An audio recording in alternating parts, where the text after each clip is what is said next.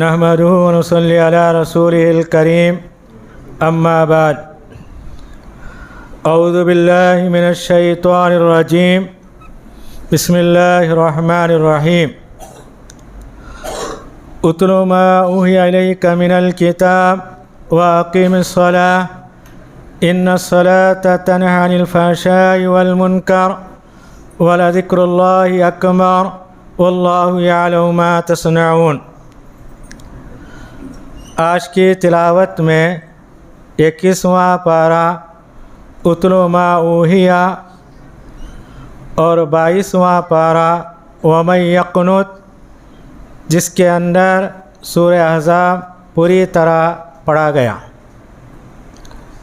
تو آج کی تلاوت میں سورہ عنکبوت کی 25 آیتیں، سورہ روم کی 60 آیتیں، سورہ لقمان کی 30 پر 4 آیتیں، سورہ الف لام میم سجدہ کی 30 آیتیں، سورہ احزاب کی 70 پر 3 آیتیں، مکمل 220 پر 2 آیتوں کی تلاوت ہوئی۔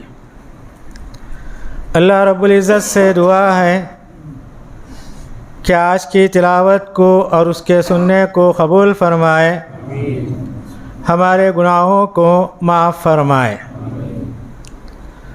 پارے کے ابتدا میں اللہ تعالیٰ اپنے پیغمبر سے کہتے ہیں کہ آپ قرآن مجید کی تلاوت کیجیے۔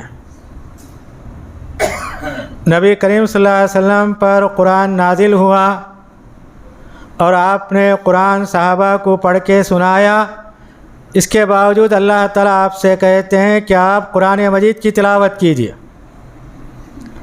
وَأَقِيمِ الصَّلَاةَ، اور نماز کی پابندی کیجیے۔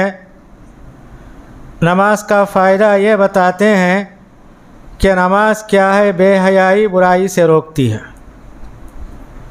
اور جو کوئی نماز کو اس کے شرائط کے ساتھ، اس کے آداب کے ساتھ پڑھتا ہے، نماز کا اثر اس کے اوپر ہوتا ہے۔ بے حیائی اور برائی سے نماز کیا ہے، روکنے والی عبادت ہے۔ اس کے بعد اللہ تعالیٰ کہتے ہیں وَلَذِكْرُ اللَّهِ أَكْبَرُ، اللہ کا ذکر ہے۔ بندہ اللہ کے دربار میں کھڑے ہو کر نماز پڑھتا ہے، اللہ کو یاد کرتا ہے۔ اور اللہ کا ذکر کیا ہے؟ اللہ تعالیٰ اپنے فرشتوں کے سامنے ان لوگوں کو یاد کرتے ہیں جو اللہ کو یاد کرتے ہیں۔ تو اللہ تعالیٰ یہی کہتے ہیں دنیا میں تم یاد کرو، میں تمہارا ذکر کیا ہے، اپنے خاص فرشتوں کے سامنے ذکر کرتا ہوں۔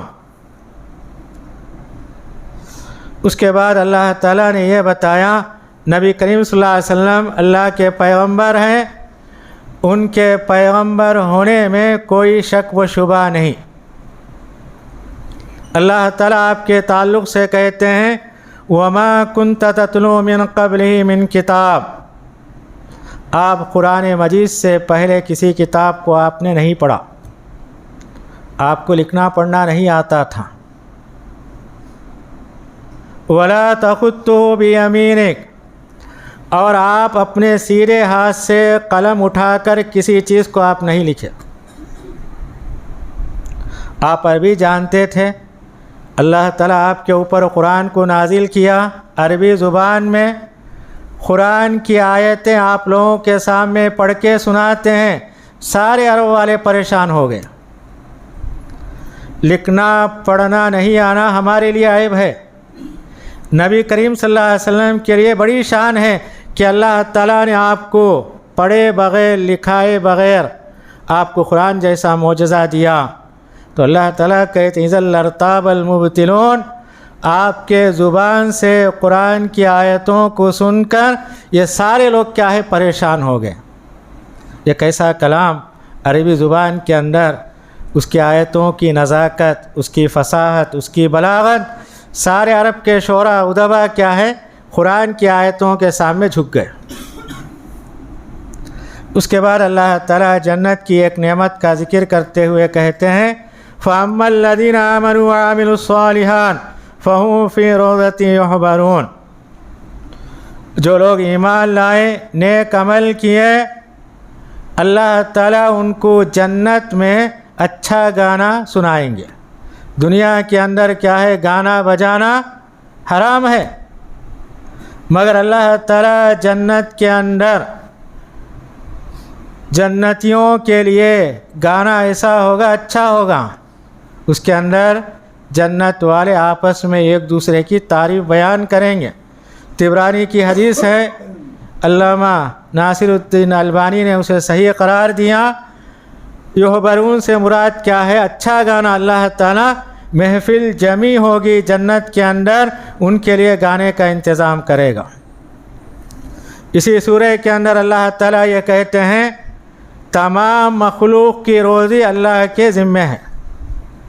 وَقَائِم مِّن دَابَّةٍ لَا تَحْمِلُ رِزْقَهَا اللَّهُ يَرْزُقُهَا وَإِيَّاكُمْ۔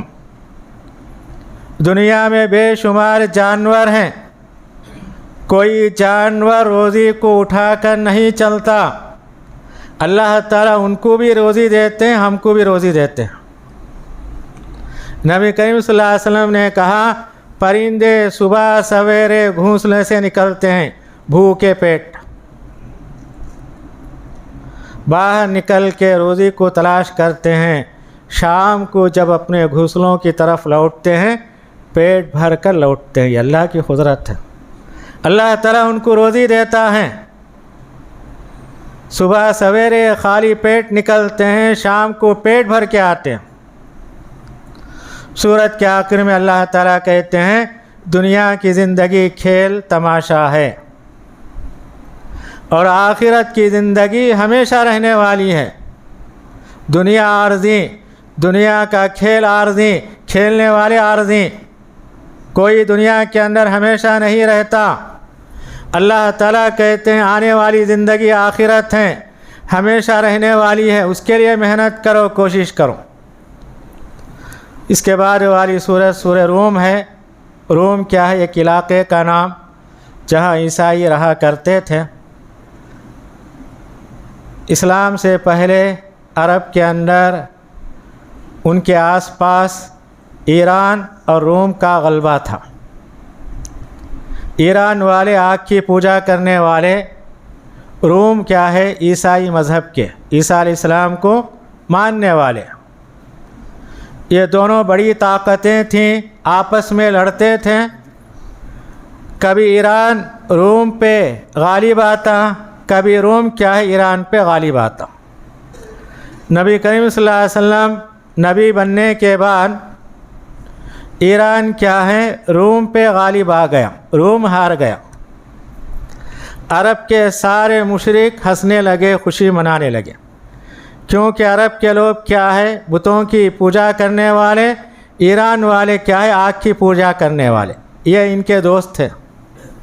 اور روم کیا تھے؟ عیسائی مذہب کے ماننے والے، ان کا ایمان اللہ پر، عیسیٰ علیہ السلام پر تھا، اور نبی کریم صلی اللہ علیہ وسلم اسلام کی طرف دعوت دیتے تھے۔ عرب کے سارے لوگ خوشی منانے لگے کہ روم ہار گیا۔ تو ابتدائی آیتوں میں اللہ تعالیٰ نے یہ بتایا اب کیا ہے روم ہار گیا، چند سالوں کے بعد یہی روم کیا ہے ایران پر غالب آنے والا ہے۔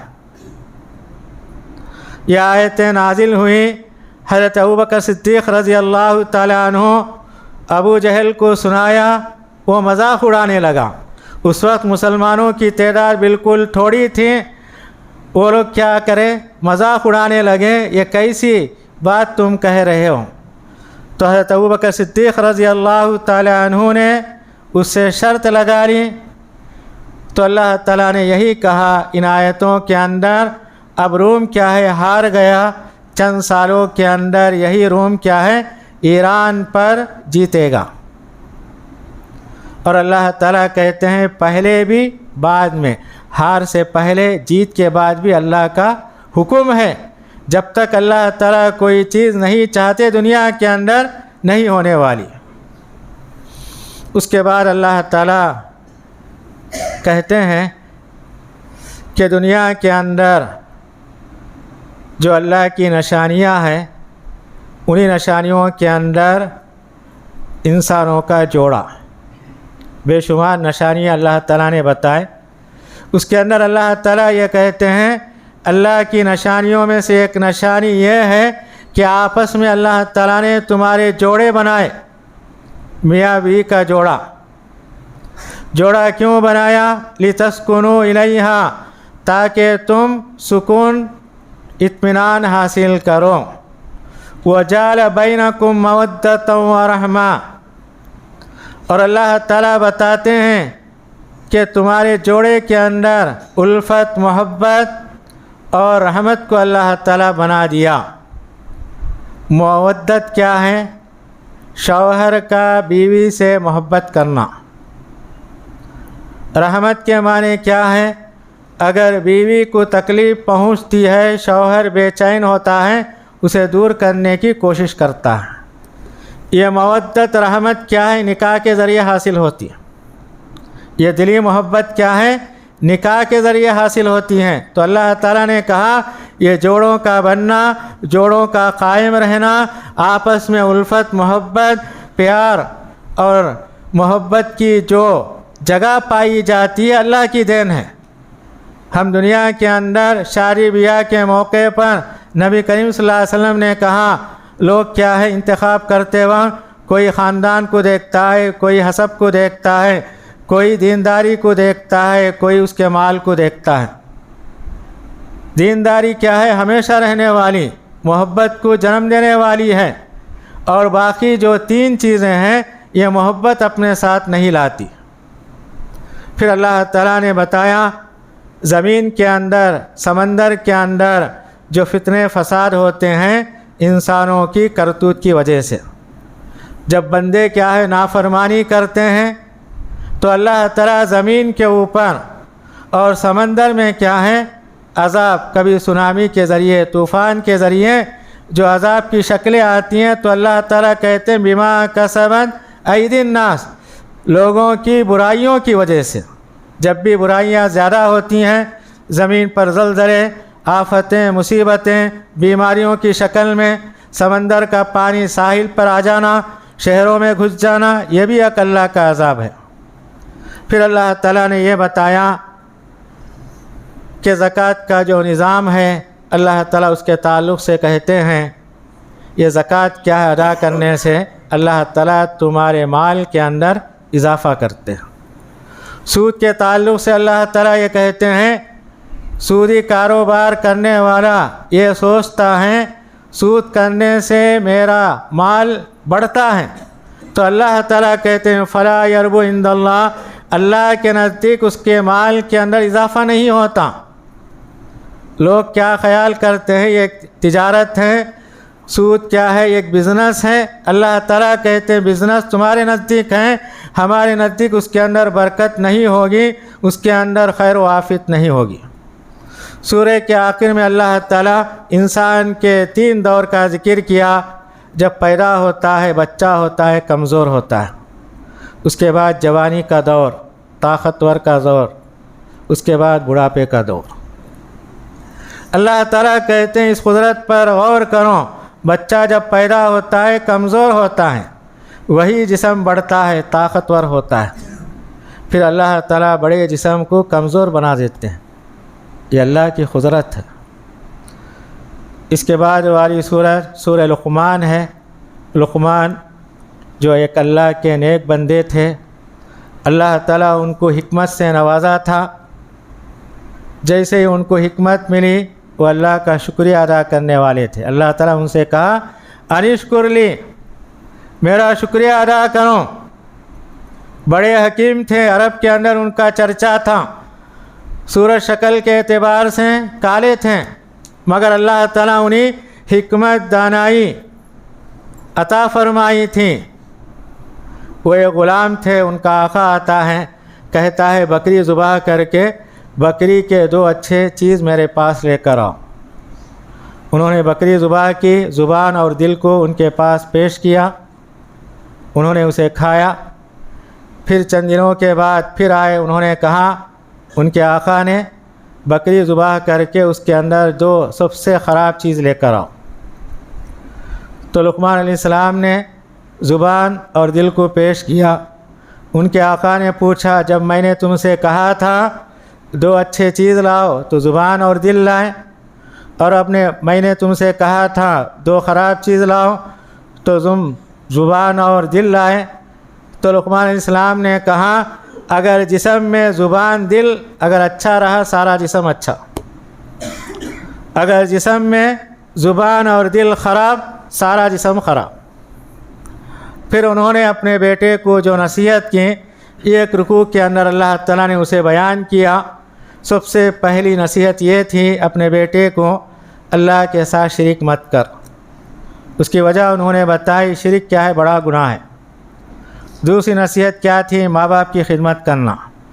تیسری نصیحت کیا ہے، نماز کی پابندی کرنا، بھلائی کا حکم دینا، برائی سے روکنا۔ پھر انہوں نے نصیحت کی اگر تم عمل کرتے ہو، اگر وہ عمل رائی کے دانے کے برابر ہے، آسمانوں میں ہے یا زمین میں ہے یا چٹان میں ہے، اللہ تعالیٰ قیامت کے دن تمہارے سامنے لا کے حاضر کر دے گا۔ پھر انہوں نے کہا لوگوں سے تم منہ نہ موڑو، اگر کوئی ملنے آتا ہے غریب ہے یا تم سے اس کی دشمنی ہے اعراض مت کرو۔ پھر اللہ تعالیٰ ان سے یہ بھی کہلوا دیے زمین میں اترا کر مت چلو، کیونکہ اللہ تعالیٰ فخر کرنے والے کو، غرور کرنے والے کو پسند نہیں کرتا۔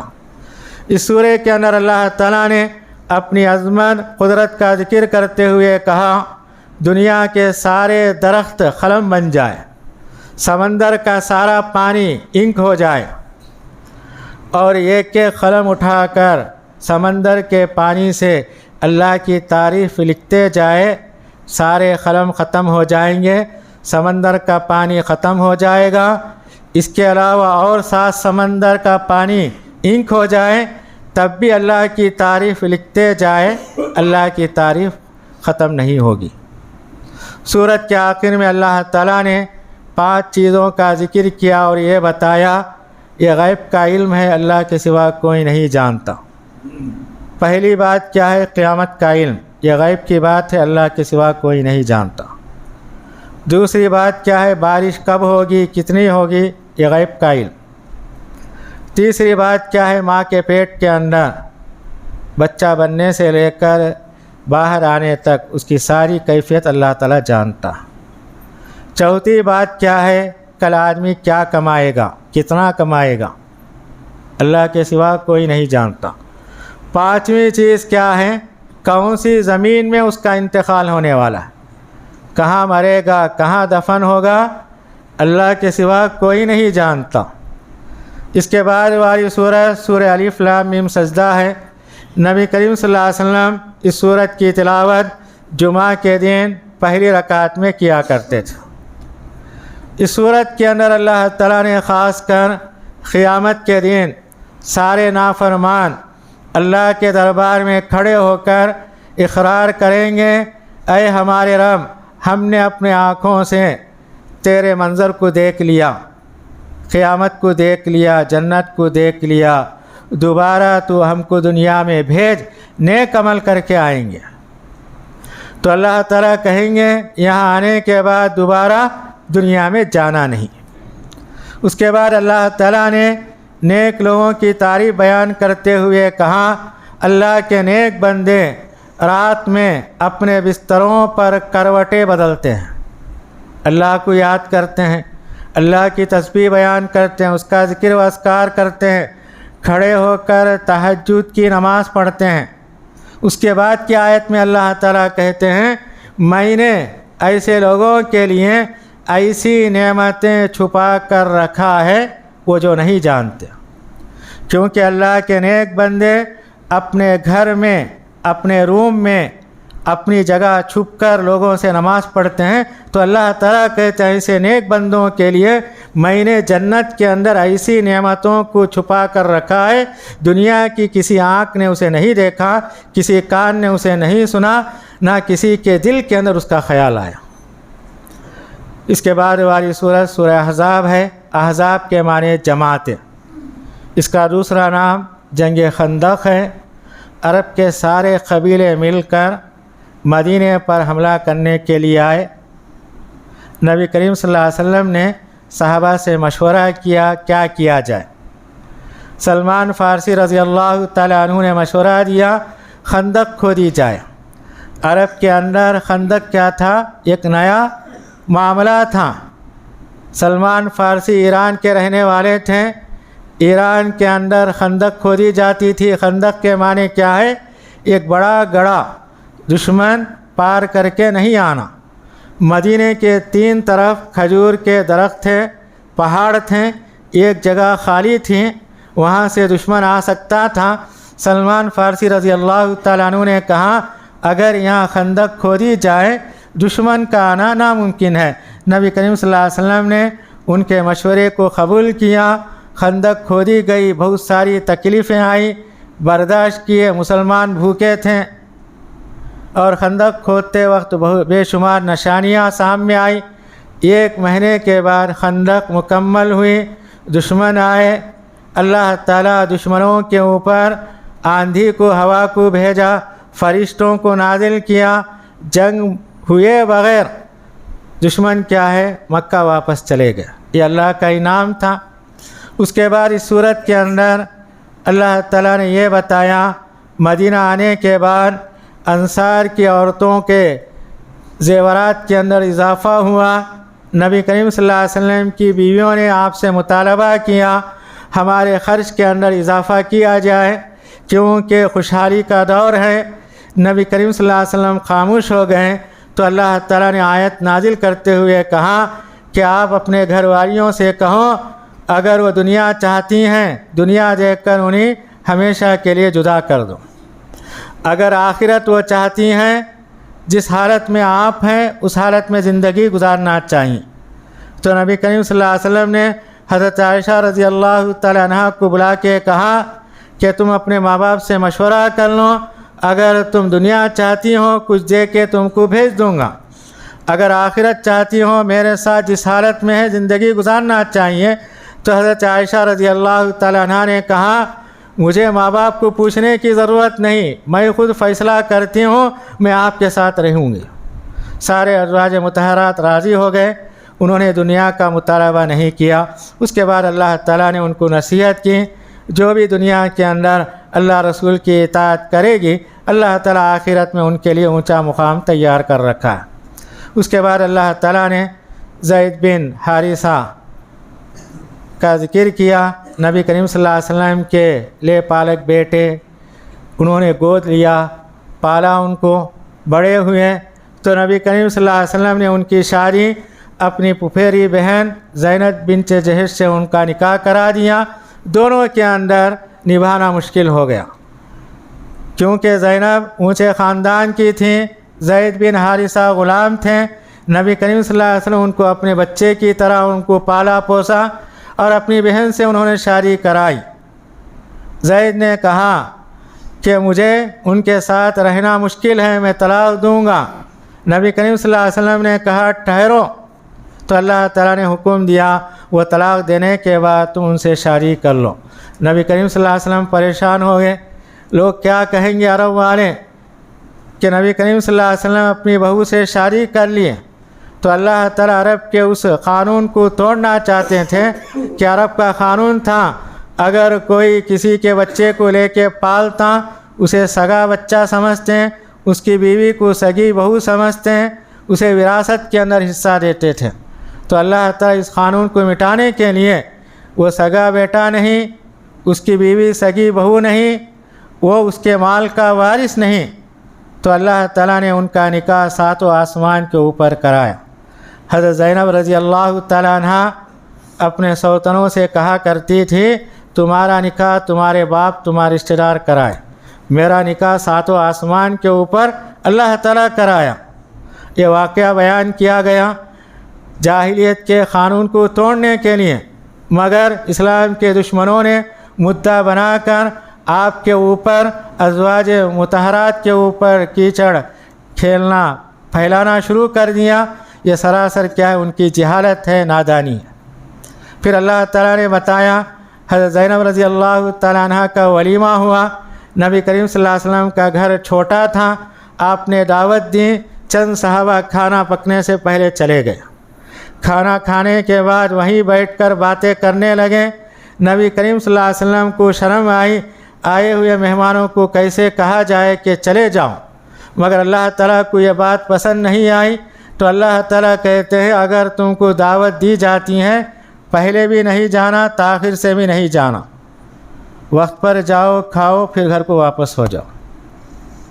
اس کے بعد اللہ تعالیٰ آخر میں کہتے ہیں نبی کریم صلی اللہ علیہ وسلم کے اوپر درود بھیجنا۔ ان اللہ و ملائکۃ یصلون علی النبی یا ایھا الذین آمنوا صلوا علیہ وسلموا تسلیما۔ اس کے بے شمار فوائد ہیں۔ ایک مرتبہ اگر درود پڑھتا ہے تو اللہ کی 10 رحمتیں اس پر نازل ہوتی ہیں، 10 گناہ معاف ہوتے ہیں۔ تو اگر آج کی تلاوت کے اندر یہ چند اہم مسائل ہمارے سامنے آئے، اللہ رب العزت سے دعا ہے کہ اللہ تعالی ہم تمام کو قرآن پڑھنے، اس کی تعلیمات پر عمل کرنے کی توفیق عنایت فرمائے۔ محترم حضرات، ایک بات آپ لوگوں کے سامنے بتانا چاہتا ہوں۔ جو احباب اعتکاف میں بیٹھے ہیں قابل مبارک ہیں۔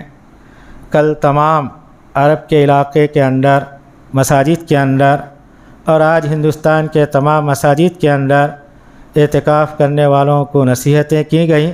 اعتکاف کے معنی کیا ہے؟ اپنے آپ کو اپنے گھر سے، رشتہ داروں سے، محلے سے، تجارت سے، دنیا سے کٹ کر مسجد کے ایک حصے میں عبادت کے لیے وقف کر دینا، وہیں بیٹھ کر عبادت کرنا ہے۔ کل جہاں دنیا کی ساری مساجد کے اندر یہ بات کہنے کے بعد یہ بات بتائی گئی کہ اپنے ساتھ موبائل نہ رکھیں، کیونکہ اس کے ذریعے سے ان کی عبادت کے اندر خلل پیدا ہوتا ہے۔ موبائل فون رکھنا بری بات نہیں، ہر مسجد کے اندر یہی محسوس کیا جاتا ہے کہ فون سامنے رہنے کی وجہ سے خود بخود اس کا ہاتھ ادھر جاتا ہے۔ تو بہرکیف یہ مبارک دن ہے، عبادت کرنے کے دن ہے، تمام کے گھر آپس میں نزدیک ہیں، ہر چیز کی خبر ان کو معلوم ہو جاتی ہے۔ موبائل اگر رکھتے ہیں اس کو مت ہاتھ لگائیے، ضرورت پڑنے پر لگا سکتے ہیں۔ زیادہ سے زیادہ تلاوت کیجیے، ذکر و اذکار کیجیے، اور خود اعتکاف کرنے والے بھی آپس میں ایک جگہ بیٹھ کر بھی باتیں وغیرہ نہیں کرنا چاہیے، کیونکہ ہمارا تعلق اس چھوٹے سے کمرے سے ہے، وہاں بیٹھ کر اللہ کی عبادت کرنا چاہیے۔ اور دوسری بات یہ ہے مسجد کا جو چندہ دینا ہے برائے کرم چندہ دیتے ہوئے جائے، کیونکہ رمضان قریب ہونے کو ہے۔ السلام علیکم ورحمۃ اللہ وبرکاتہ۔